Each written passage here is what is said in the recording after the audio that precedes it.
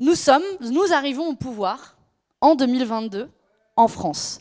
Comment on fait concrètement pour appliquer un programme de rupture? Vous prenez l'avenir en commun, vous prenez chacune des mesures de l'avenir en commun pour voir sa compatibilité avec le droit européen et pour voir dans quelle mesure c'est faisable. Et donc, ce qui sous-tend derrière, c'est évidemment une chose majeure, c'est que nous, au pouvoir, oui, nous appliquerons l'ensemble des mesures pour lesquelles nous avons été élus.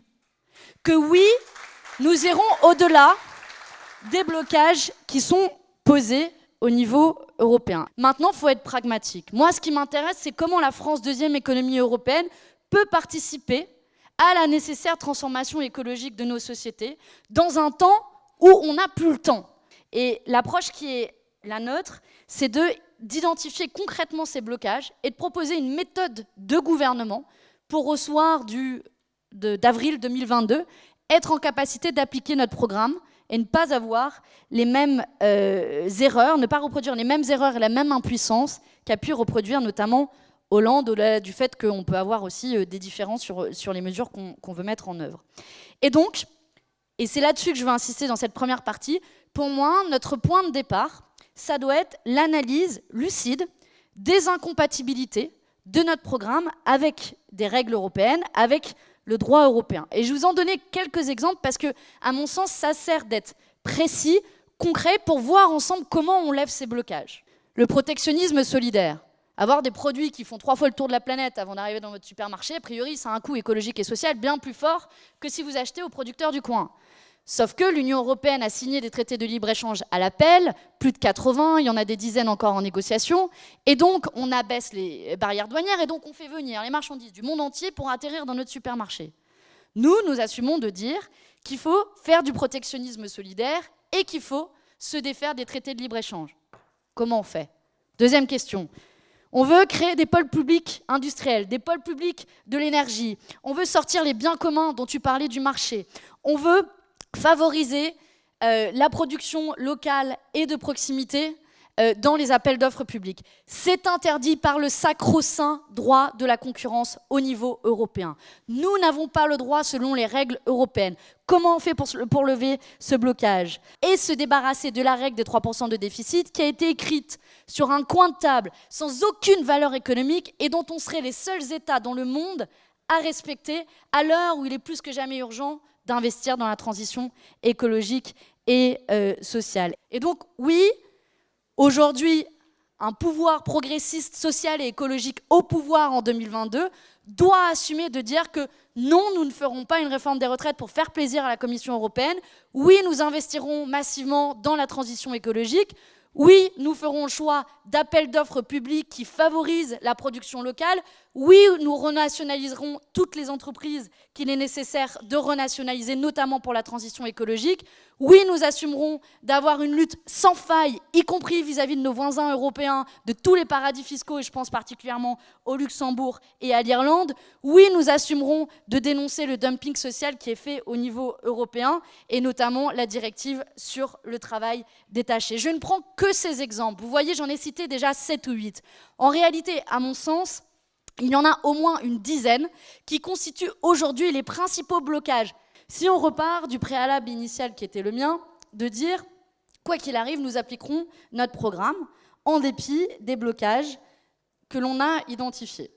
Et on part évidemment du principe que la France, comme je le disais, est la deuxième économie européenne, a un poids relativement certain, que ce soit un poids économique, un poids politique, un poids militaire, un poids historique dans la construction européenne, et que la France peut, en tout cas la manière dont nous voyons les choses collectivement, c'est d'utiliser l'ensemble des outils et des leviers qui sont à notre disposition pour arriver à nos fins étant l'application de notre programme. Et si je devais résumer ces outils et ces leviers, pour moi, ils sont de 2 ordres, de 2 catégories. Et c'est la conjonction de ces 2 types d'outils et de leviers qui, je pense, nous permettront d'arriver à nos fins. Le premier type d'outils et de piliers, c'est ce qu'on pourrait résumer la conflictualité et le rapport de force. Et parmi ces outils du rapport de force, il y en a beaucoup. Par exemple, sur les accords de libre-échange dont je parlais tout à l'heure, il faut l'unanimité des États membres. Donc vous le savez peut-être pas, mais il suffit que la France dise non, adieu. Mercosur, TAFTA, l'accord avec la Chine, l'accord avec le Vietnam et les 80 autres accords, ciao, bye. En tout cas, les nouvelles négociations. Deuxième chose, dans les outils un peu en mode massue, il y a la suspension de la contribution budgétaire. Vous allez me dire, c'est un peu bébête et grégaire, genre donnant-donnant. En vrai, tous les États européens font ça. Tous qui arrivent au pouvoir et qui négocient et qui disent « je ne paye pas ma cotisation à la France en échange du droit de faire des appels d'offres publics qui favorisent la production locale, de désobéir aux règles des 3% de déficit, etc., etc. » Je ne vous fais pas la liste de mes blocages.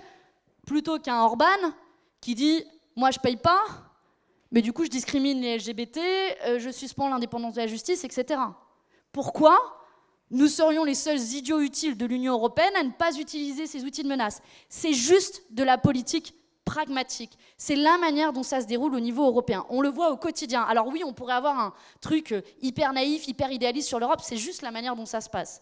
Je peux vous continuer la liste des outils. Ça a été utilisé par d'autres, y compris qui ne sont pas de notre bord politique. Charles de Gaulle, la politique de la chaise vide. Alors, ça avait d'autres objectifs à l'époque, mais je pense qu'une petite politique de la chaise vide sur des questions écolo ou sociales, ça peut tout à fait se défendre. Ensuite, dans le rapport de force, il y a un dernier outil qui est évidemment de ne pas faire ça tout seul. Tous les États qui sont d'accord pour, ensemble, mener une coalition auprès du Conseil, donc la réunion des États membres de l'Union européenne, pour, ensemble, s'opposer au traité de libre-échange, changer la règle des 3%, changer le mandat de la BCE, blablabla, je ne vous refais pas la liste à chaque fois, eh ben on prend. Et que ce soit l'Italie, l'Espagne, l'Allemagne, on prend. Et qui nous permet de créer ce rapport de force avec tous ceux qui le veulent. Il faut aussi avoir en tête que l'histoire européenne est faite de l'utilisation de ces outils de rapport de force. Je parlais de la politique de la chaise vide tout à l'heure, je parlais des menaces de veto de la Pologne ou de la Hongrie, on peut aussi penser à la minorité de blocage des pays de l'Est contre la révision de la directive sur les travailleurs détachés, le Danemark qui fait toujours bande à part sur les questions de défense. Et en fait, d'ailleurs, l'histoire européenne est à géométrie variable. L'euro, ce n'est pas les 27 États membres. Schengen, ce n'est pas les 27 États membres. L'Europe de la défense, ce n'est pas les 27 États membres. Donc, en fait, l'histoire européenne, elle est faite de cette construction à différentes vitesses qui dépendent aussi des priorités politiques des États. Ça, c'est mon premier levier que j'appellerais la conflictualité, le rapport de force. Le deuxième levier, à mon sens, c'est la désobéissance. Et d'ailleurs, les deux vont s'alimenter. C'est sur un certain nombre de règles, nous assumons politiquement de ne pas les respecter. La directive sur le travail détaché, on ne la respecte pas. La règle de 3% de déficit, on ne la respecte pas, etc., etc. Et d'ailleurs, il y a un cadre dans le droit européen qui permet d'obtenir des dérogations sur des grands programmes, type l'Europe de la défense, ça s'appelle des opt-out. Donc c'est même prévu que des fois on puisse sortir. Alors on peut sortir pour certains programmes et on peut ne pas appliquer certaines directives. Vous allez me dire, ah ouais, mais bon, vous êtes sympas les insoumis, mais du coup vous allez vous taper des sanctions. En vrai, il faut savoir que les sanctions devant la Cour de justice de l'Union européenne, elles peuvent être anticipées, contrôlées et maîtrisées. D'abord, la Cour de justice de l'Union européenne, je vous ai dit, le droit, c'est de la politique. Ça reste de la politique. C'est des décisions qui sont politiques. Et donc, c'est un cadre avant tout politique sur lesquels on peut aussi avoir une influence. Première chose. Deuxième chose, en pratique, ces sanctions sont extrêmement rares. La fameuse règle des 3% de déficit, qui sont utilisées par tous les gouvernements pour justifier toutes les coupes, en réalité, sachez que cette règle, en 20 ans, elle a été violée à 171 reprises par les États européens. Combien de condamnations? 0. Mais comme on est sympa, je vous propose même une solution pour régler ce problème-là. En réalité, les sanctions, on parle de milliards d'euros. Ce n'est pas négligeable, ce n'est pas non plus tout le budget de l'Union européenne. Très bien, on est sanctionné par la Cour de justice de l'Union européenne contre notre volonté populaire française. On a deux outils à mon sens. Le premier, c'est de menacer de déduire de la contribution française cette sanction financière. Pareil, c'est grégaire, mais quand on veut arriver à nos fins, ça marche. Deuxième chose, Un des autres outils, à mon sens, qu'on peut utiliser dans cette stratégie de désobéissance, c'est une confrontation du droit français avec le droit européen. Si nous, pour des raisons écologiques, on veut faire un pôle public de l'énergie, on veut refuser les accords de libre-échange, blablabla, tous les trucs écolos dans les blocages que je vous ai identifiés, alors on peut dire, mais attendez, je comprends pas, il y a une loi climat, elle a été votée, objectif de réduction, nous on le fait dans cet objectif de réduction de 55%. Donc vous voyez, là aussi, en matière de désobéissance, à mon sens, les outils, ils sont multiples. Et pour achever, j'espère, de vous convaincre en la matière, je vais vous donner quelques petits exemples de désobéissance. Ceux qui désobéissent ne sont pas toujours ceux que l'on croit. L'Allemagne, eux encore, a sorti son secteur hydroélectrique du champ concurrentiel et forcé l'Union européenne à accepter une flexibilité sur cette question. Ils sont même allés plus loin. Ils se sont fait valider une aide d'État de 200 millions d'euros pour moderniser leur fret ferroviaire, car, tenez-vous bien, et c'est dans la décision européenne, c'est bénéfique à l'environnement et proportionné et nécessaire. Comment ça, eux, ils obtiennent une exception et nous, on doit privatiser la SNCF? Et on peut prendre évidemment l'exemple aussi des barrages hydroélectriques qu'on nous somme de privatiser. Donc, vous voyez, en fait, tout le monde désobéit au droit européen. Quand ça l'arrange, quand ça a un sens démocratique et quand ça a un objectif politique, je pense qu'on peut le faire, et on peut le faire pour de bonnes raisons. Parce qu'il y en a un autre qui désobéit régulièrement au droit européen, s'appelle Emmanuel M. La France désobéit à un tas de règles au niveau européen. Donc l'Europe, qui protège, c'est quand ça l'arrange.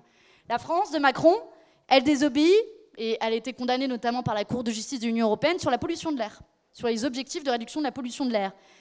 La France désobéit sur la conservation générale des données dans le cadre de la lutte antiterroriste.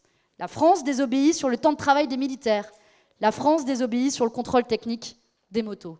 Vous voyez, comme quoi, je pense, qui est le plus légitime? Nous, élus sur un programme démocratique, à désobéir sur des règles injustes socialement et écologiquement, ou Emmanuel Macron, le fervent de l'Europe libérale, qui désobéit lui-même à cette Europe-là. Donc, je pense que c'est la conjonction, pour terminer là-dessus, de ces outils qui feront la différence. Et c'est en tout cas la manière dont nous, à la France Insoumise, nous avons conçu notre programme européen qui même s'enrichit de notre expérience à l'échelon européen et qu'on a construit ces 2 dernières années. C'est la conjonction de ces stratégies, de rapports de force d'une part et des désobéissances d'autre part, qui s'alimentent l'un l'autre et qui, à mon sens, ont un double objectif. D'abord, tout simplement de pouvoir appliquer notre programme, identifié initialement.